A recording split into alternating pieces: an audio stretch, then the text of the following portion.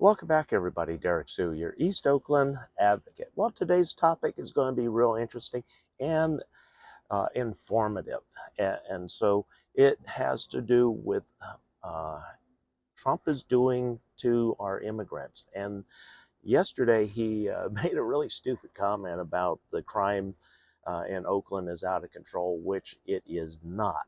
Statistically, everything is down, and I can attest to that because I am certainly uh, not doing anywhere near as much as I used to do, and I've had a lot of opportunities to truly relax, and so, but as a community advocate, uh, I speak to a lot of people, and just the other day, I spoke to a new couple that arrived and started asking for food at our free food pantry.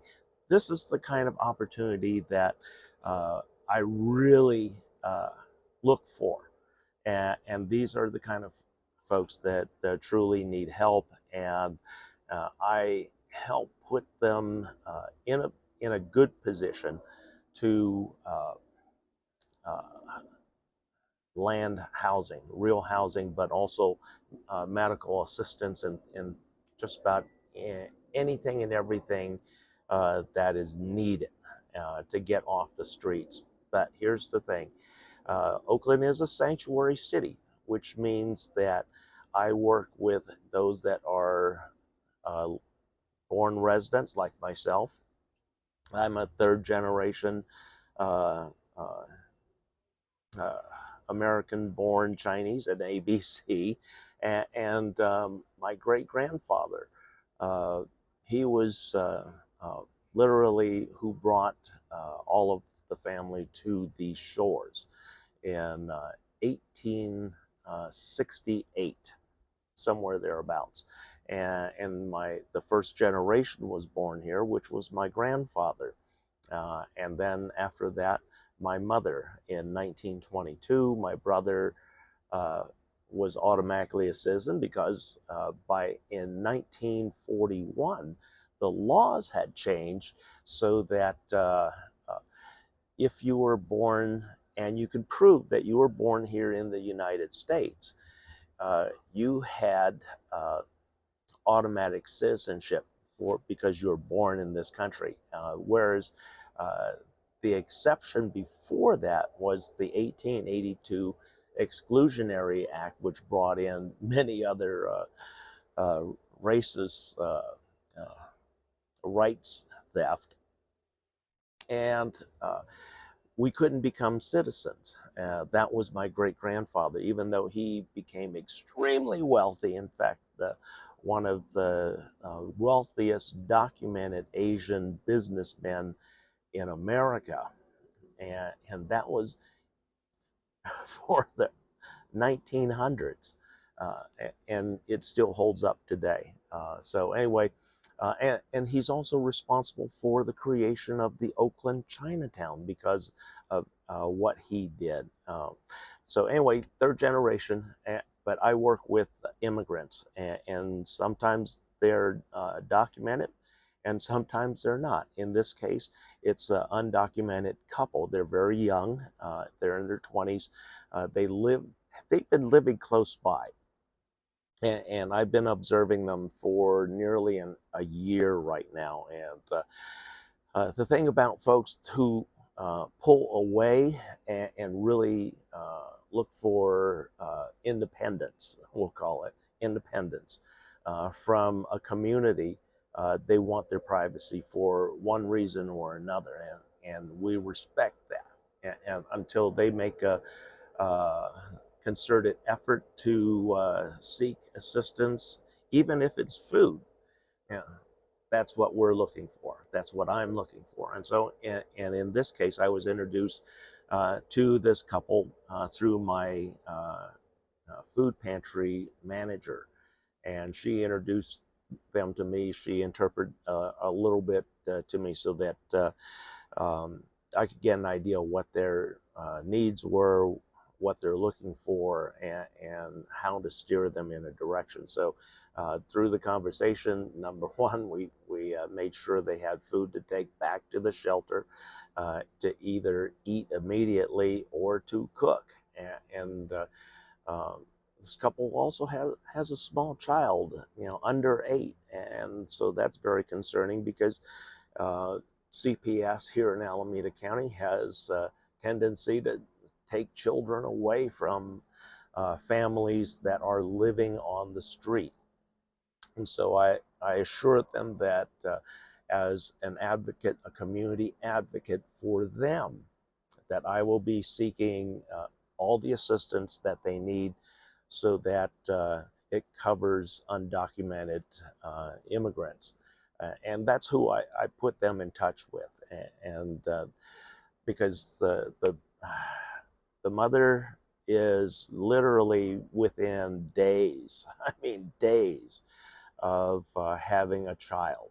And so that means, what Trump's trying to do right now is negate that child from becoming an American citizen, because this child is going to be born on American soil. And um, regardless of how you feel about that, that child is coming, regardless.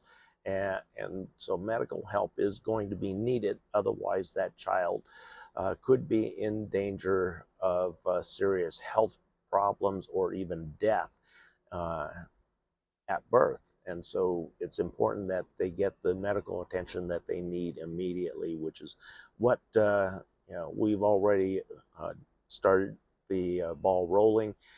Number one, I referred them to a place here within kind of a walking distance, but also another contact who heard about this through my pantry manager. And this person called me, and we know each other very well, David Motorsbach of Alameda County Healthcare for the Homeless. And so David called me, and I updated him on everything that I know, and then also let him know that this couple, their first line of language is Spanish. And so David said, that's fine. I speak Spanish fluently, so that's not a problem. I can get them a lift vehicle so that they can get to that location without having to walk, especially when they have to also bring along their little girl, their daughter. So it's going to be a pretty full car, no matter how you look at it, or a van. But David Motorsbach, he said, we can make sure that mobility is not an issue for that family. And so David and we spoke, and then also I put him in touch directly with my pantry manager so that she can put that couple in contact with David Motorsbach. And so they're comfortable with my pantry manager, so we're going to leave it at that. And that way, they don't have this very confusing circle of faces and names and numbers that can really become confusing, especially when you're in a country and you don't speak the language fluently or have full comprehension of what may be or may not be going on. So, but I'm here for them, helping them steer the very tough hurdles of healthcare, of having a child being born in this country, of sustenance, food, and putting them on a pathway into real housing and not living next to a railroad track. These are all advantages that even our citizens seek, and that's what I also try and help those that are on that path and want housing. I'm here for them, and That's why I help so many folks, and it's important that folks like myself are out there on the streets helping. As we have many folks who are community advocates. We have Nita B, who is the most well known of all of us. And then we have Boots, of Love and Justice on the Streets. She's another strong advocate here, and many others. So we're there, and we're fighting for those of you that are unhoused and undocumented, and living on Oakland streets unhoused. So come on over. We want to work with you. We have a path for you. We have a path forward. Thanks for joining me today. We'll be right back.